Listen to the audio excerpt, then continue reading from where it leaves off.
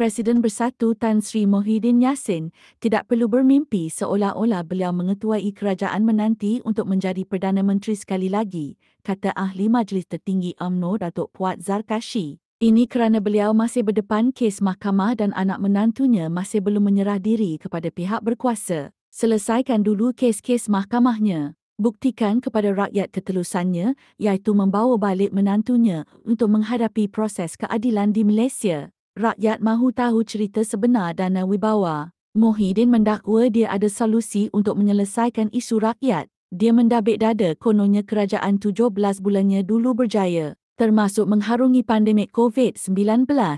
Hakikatnya dia Perdana Menteri ke-8 yang gagal. PKP separa masa telah menggandakan jumlah kematian dari 2,800 kepada 5,768 dalam tempoh 38 hari total lockdown diumumkan. Muhyiddin bangga pada moratorium pinjaman dan pengeluaran khas KWSP. Sedangkan itu idea Najib dan jadi syarat sokongan BN kepadanya. PAS mengindir syarat itu umpama syarat Puteri Gunung Ledang. Tetapi skim air citra yang dilaksanakan jadi air marah di kalangan rakyat.